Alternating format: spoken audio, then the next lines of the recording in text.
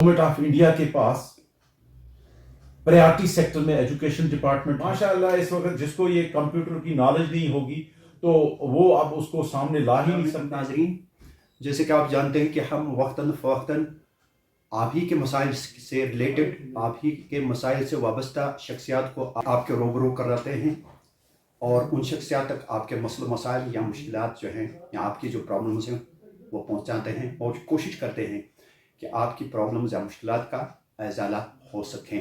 आज हमने तालीमी सेक्टर पे बात करनी है और शख्सियत है chief education officer Baramulla Balbir Singh ji. Balbir ji, Asian Mail digital platform में आपका वेलकम। Thank you. आपसे पहला सवाल हमारा ये रहेगा कि बारामुल्ला में तालीमी ढांचा जो है आप किस हद तक उससे मुतमईन हैं?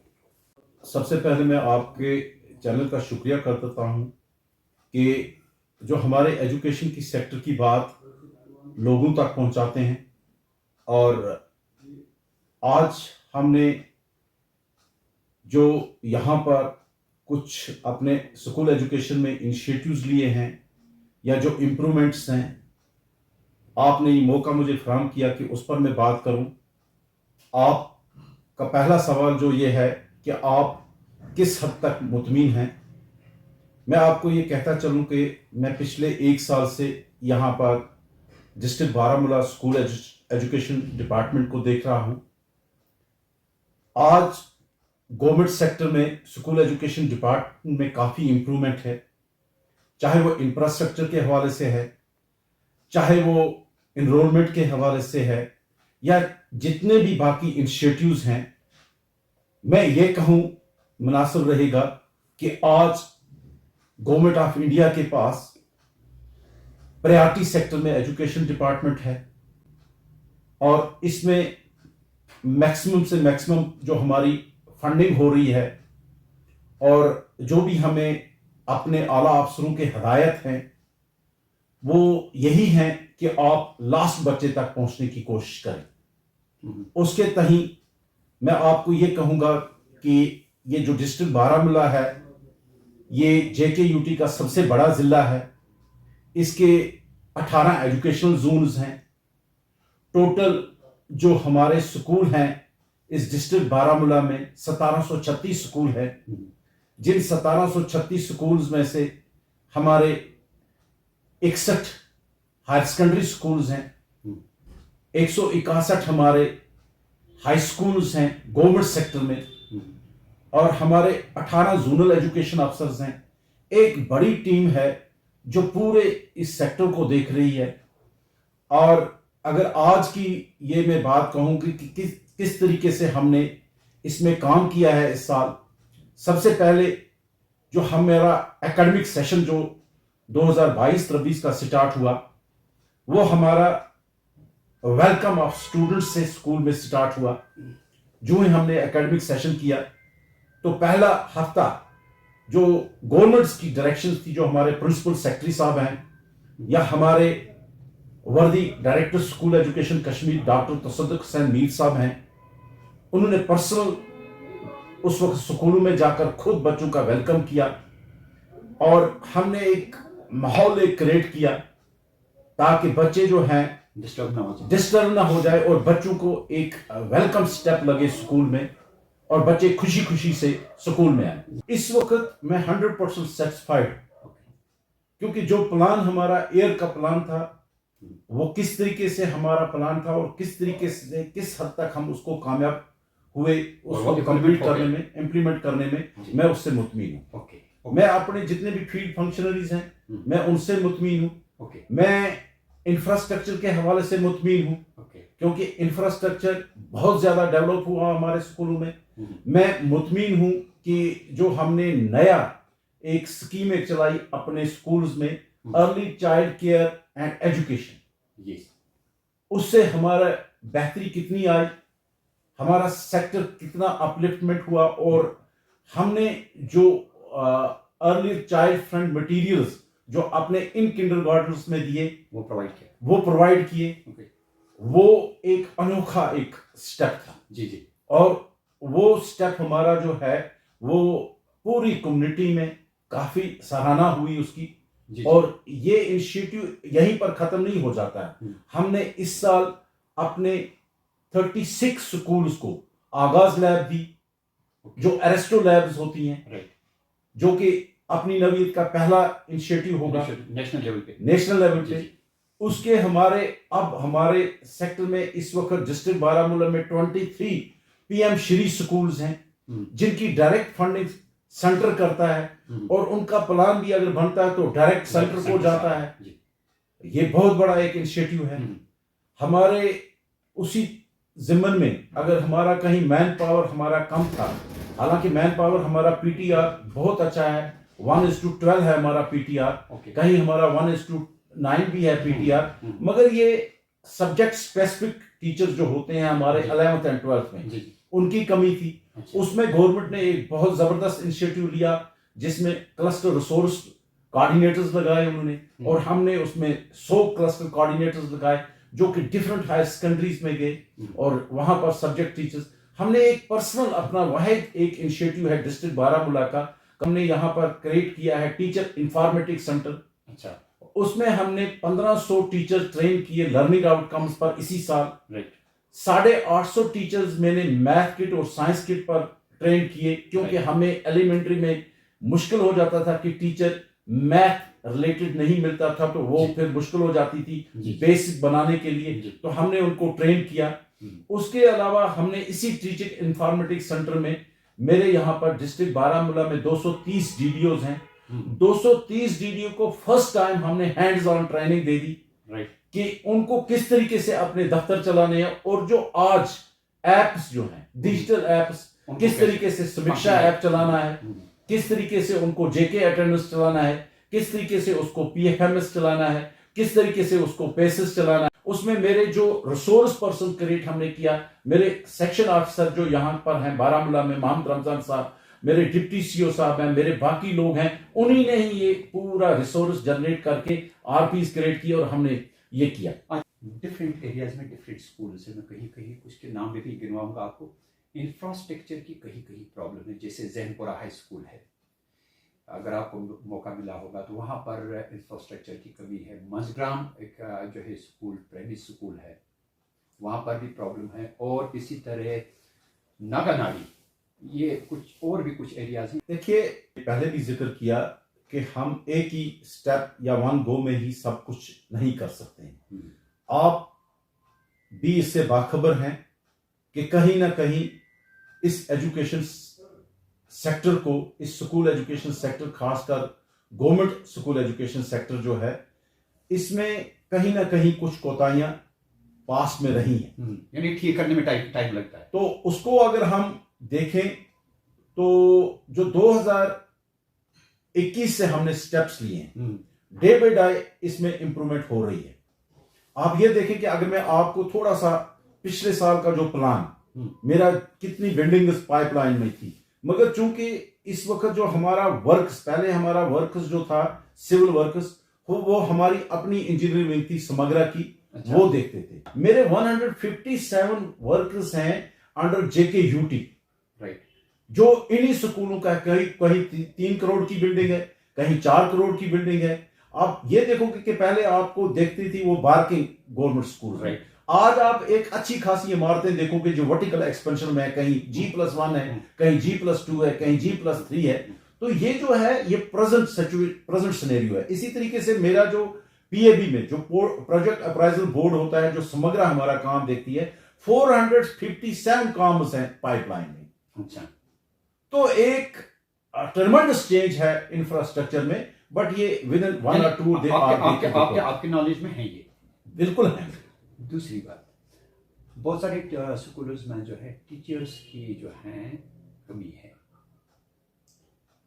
कहीं मैथ टीचर की कमी नहीं है, कहीं एक बात के मैं मुश्ताक साहब, इससे मैं आप सहमत नहीं हूं आपके साथ, क्योंकि हमारा जो 10th तक होता है वो जनरल लाइन टीचर होता है, और जनरल लाइन टीचर जो है हमारे पास, मैंने पहले ही आपको अपने PTR की बात की। अब ये है कि कहीं कि सपोज मैं कोशिश ना करूं तो तोहमत किसी और को दे दूं, वो बात हो सकती है। चलिए, दूसरी बात ये कि जो बच्चों को जो है, अभी आपने कहा कि हमारी ये चीज़ें हैं जो कि हम बच्चों को ज़्यादा से ज़्यादा राग़िब करते हैं सरकारी स्कूलों की तरफ। इसके रिजल्ट कैसे आ रहे हैं?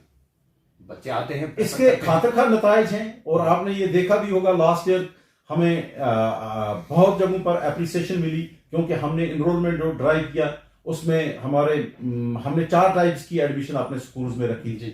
एक तो हमने फर्स्ट ये रखा था कि आउट ऑफ स्कूल चिल्ड्रंस, उनको एडमिशन में लाना है, उनको मेन स्ट्रीमिंग करनी है। फिर दूसरा हमने स्टेप रखा था कि वो बच्चे जो किसी वजह पर स्पेशली एबल्ड बच्चे हैं, तो उनको भी हमने लाया। 383 बच्चों को हमने इंक्लूसिव एजुकेशन में लाया। फिर तीसरा एक स्टेप था हमारा कि जो बच्चे प्राइवेट स्कूल से गवर्नमेंट स्कूल में आए, तो काफी बच्चे हमारे प्राइवेट स्कूल से गवर्नमेंट स्कूल में आए। और फिर चौथा एक स्टेप था न्यूली एनरोलमेंट। न्यूली एनरोलमेंट में तो इस अर्ली चाइल्ड केयर सेंटर से हमें बहुत ही बेनिफिट मिला, और बहुत बच्चों को हमने अर्ली एज में ही कैप्चर किया, क्योंकि अब हमारे पास वो इंफ्रास्ट्रक्चर हमारे गवर्नमेंट स्कूल्स में है। कांग्रेचुलेशंस। अच्छा, ये बताइए मुझे कि जो अभी आपने स्पेशल जो एबिलिटी बच्चे हैं उनके लिए टीचिंग, खासतौर जो विजुअली अगर कोई वीआई कोई बच्चा होता है, उनकी मतलब स्कूल्स में, उनके लिए स्कूल्स में कोई टीचर वगैरह उनकी तालीम तरबियत के लिए कोई ये? आपने बहुत अच्छा सवाल किया। इस इंक्लूसिव एजुकेशन के बारे में मैं बात करूं तो हमारे इस एजुकेशन सेक्टर में इसकी अलग से एक विंग हिक है, यहीं पर मेरे दफ्तर में ही, जिसमें हमारे एक कोऑर्डिनेटर हैं, हमारे 2 रिसोर्स पर्सन्स हैं और 4 स्पेशल एजुकेटर्स हैं, राइट, जो सिर्फ इन्हीं बच्चों को देखते हैं। ठीक। और इन स्पेशली एबल्ड बच्चों के लिए मेरे डिपार्टमेंट में, मेरे डिस्ट्रिक्ट में कैसे काम होता है, जो ही हमारा एकेडमिक सेशन स्टार्ट होता है तो हम एक सर्वे स्टार्ट करते हैं, उस सर्वे में लाते हैं। उसके बाद इनका फिर हम असेसमेंट करते हैं। असेसमेंट किस तरीके से, किसको कौन सा इक्विपमेंट की जरूरत है, फिर उसकी हम असेसमेंट के बाद डिस्ट्रीब्यूशन कैंप होती है, फिर उसकी के साथ हमारी पेरेंट काउंसलिंग होती है। और इस बार मैं आपको ये कहता चलूं कि हमने 395 स्टूडेंट्स को जो स्पेशली एबल्ड बच्चे थे हमारे, नहीं आइडेंटिफाई तो हमने मोर देन 2000 को किया, बट उनमें से हमने 690 को हमने असेसमेंट कैंपस में, जो डॉक्टर हमारे यहाँ के लोकल डॉक्टर्स, और हमने एलेकॉम कानपुर से टीम जो आती है जिनके साथ हमारा कोलैबोरेशन है, तो उनसे कोलैबोरेशन करके हमने इनके असेसमेंट कैंपस के दरमियान इनके क्या डिफेक्ट्स हैं, इनको किस चीज की डेफिशिएंसी है, वो हमने आइडेंटिफाई करके 690 बच्चे वहां से उन्होंने आइडेंटिफाई किए, और 690 बच्चों में से 395 बच्चों को हमने जो है एसिस्टिव डिवाइस दिए। उसमें हमारे किसी को स्कैन दिया, किसी को क्रैच दिया, किसी को हमने व्हील चेयर्स दी, किसी को हमने सीपी चेयर्स दी, किसी को हमने विजुअल इम्पेयरमेंट था उसको वो दिया, हेयरिंग एड्स दी। और ये खुद यहाँ की उस वक्त हमारी यहाँ पर डिप्टी कमिश्नर डॉक्टर सईद साहब, तो उनके देख रेख में ही मैंने ये डिस्ट्रीब्यूशन करवाई। अब जो बच्चा स्पेशल एबल होगा, वीआई होगा, विजुअली इंपैक्ट होगा, वो उसको किसी भी स्कूल में पढ़ेगा, उसके लिए क्या हो सकता है, क्या गए? विजुअली इंपेयर्ड के लिए हमने जो है, हमारे पास ब्रेल ट्रेंड है। अच्छा, वो है। हाँ, हमने हर एक स्कूल में, अपने हर एक स्कूल में ये जो ब्रेल ट्रेनर जो बंदा है, क्या ये वीआई है या ये नॉर्मल? ये हमारी एक जो स्पेशल एजुकेटर है, नॉर्मल है। अच्छा। और उसके साथ हमने कुछ और बच्चों को ट्रेन किया, जो हमारे बच्चे इस वक्त 12th पास भी कर गए, जो हमारे 10th पास भी कर गए, और हमने इन्हीं बच्चों में से आइकॉन्स भी चुने हुए हैं। कंप्यूटर ट्रेनिंग के लिए कुछ इनिशिएटिव्स लिए हैं आपने? हमारा कंप्यूटर तो हर स्कूल में चलता है, हमारी आईसीटी लैब्स हैं, हर एक स्कूल में है। कंप्यूटर रिलेटेड टीचर्स हैं वहाँ पे? कंप्यूटर रिलेटेड टीचर नहीं है तो क्या उनको उसकी तैनाती के लिए आप कोशिश करेंगे? नहीं, देखिए मैं आपको बात है मुश्ताक साहब, एक बात ही करूंगा, क्योंकि ये डिजिटल दौर है।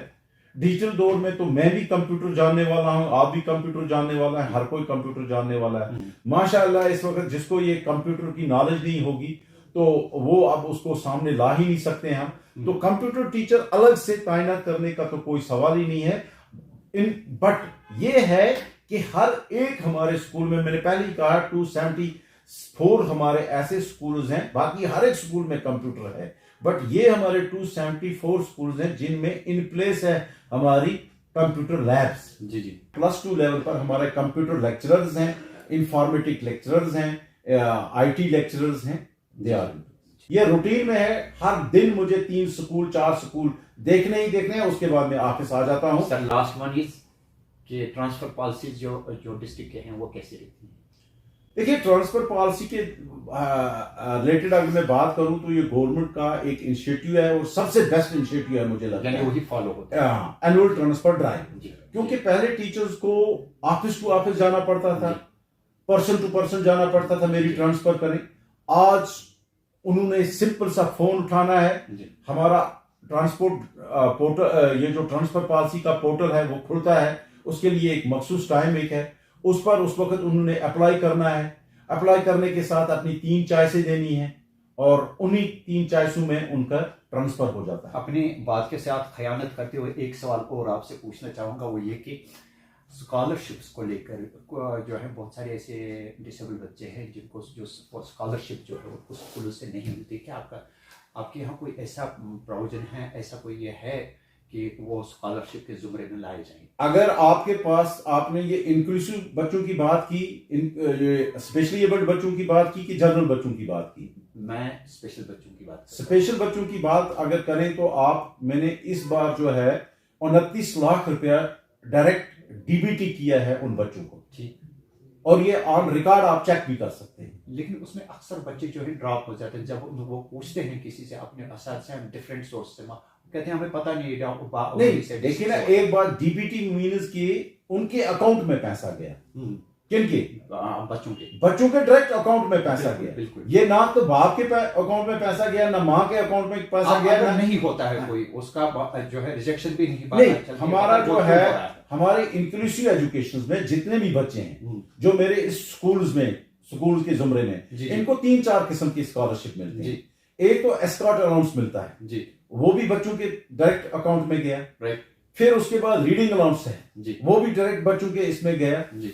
और भी 1-2 किस्म के अलाउंसेस जो इन बच्चों को मिलते हैं वो डायरेक्ट इस बार हमने, मैं पहले की बात नहीं करूंगा, इसके लिए इसको सर्टिफिकेट्स वगैरह देनी होती है, कुछ अपने कुछ प्रूफ? नहीं, कुछ नहीं, हमें कुछ नहीं उनको देना है। ठीक, उनको कुछ नहीं देना है, ये हमारे पास रिकॉर्डेड है। मैंने पहले ही कहा कि हम एकेडमिक सेशन के स्टार्ट से ही सर्वे करते हैं उस प्रॉब्लम के लिए जिस प्रॉब्लम से वो जूझ रही है। नहीं, हमारे पास इनकी सर्वे है ना। लेकिन अब अगर कोई बच्चा नहीं आता है स्कॉलरशिप के जुमरे में, जो स्पेशली एबल बच्चा हो, क्या करना चाहिए उसको? देखिए, एक बात है, सबसे पहले तो मैं एक बात क्योंकि स्कूल्स में जब वो पूछते हैं हम कहते हैं ये ऊपर से ही होगा। हम सबसे पहले इसमें एक ही बात कहेंगे कि बच्चा अगर ये 6 से 16 साल तक है, 6 से 14 का है, या किसी भी, हम तो डील करते हैं अप टू 18, बच्चे को चाहिए कि अपने आप को इनरोल करना स्कूल्स में, क्योंकि ये इंक्लूसिव एजुकेशन जो है इन्हीं बच्चों के लिए गया। अर्लियर ये होता था कि हम इनको कहते थे क्या, इनको अलग पढ़ाएं, बट अब पॉलिसी कहती है इनको क्या आइसोलेट करते थे, बट अब पॉलिसी कहती है कि इनको इंक्लूसिव एजुकेशन में डालें, जो नॉर्मल क्लास है उसी में बच्चे को पढ़ाएं। बिल्कुल, ताकि इसको जो है एक सोसाइटी मिले, पेरेंट्स से इनको एक पेयर लर्निंग से इनकी ग्रोथ हो सके और ये ग्रूम हो सके प्रॉपर्ली। तो इस ज़मन में इनको सबसे पहले चाहिए कि अपने आप को या इनके पेरेंट्स को, ये मेरी मैसेज रहेगी आपकी वसादत से, कि इनको सबसे पहले अपनी नॉर्मल स्कूलिंग में इनरोलमेंट लेंगे। ठीक, नॉर्मल स्कूल में इनरोल है वो। इनरोल होने के बावजूद मेरे ख्याल में कोई भी ऐसा बच्चा नहीं होगा कि जिस तक हम नहीं पहुंचे होंगे।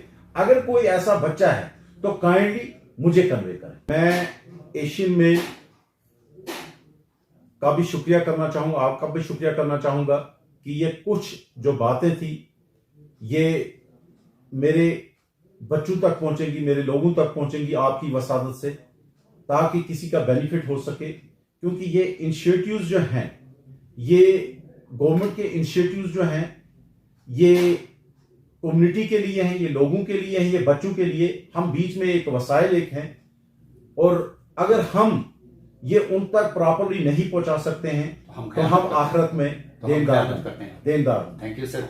तो नाजरीन, ये थे chief education officer Baramulla Balbir Singh ji, जिन्होंने मुख्तलिफ सवालात का मुख्तलिफ अंदाज से जवाब दिया और खंदा पेशानी से दिया, हमने तलक सवालात भी पूछे, हमने कुछ ऐसी बातें भी पूछी जो शायद इनका सूट नहीं करते थे हमें पूछना, लेकिन हमने पूछ डाले और इन्होंने जो है बिल्कुल बरमला बिना किसी लगे लिपटी से बात की और बिना किसी लिपापोती के बात की। और सारी इंफॉर्मेशन आप तक हम इसलिए पहुंचाते हैं ताकि आप बाखबर रहें और आप जो सरकारी स्कीमें हैं, जो एजुकेशनल स्कीमें हैं, जो तालीमी स्कीमें हैं, उनसे आप इस्तेफादा करें। अपने मेज़बान एम शाकिर को दीजिए इजाज़त।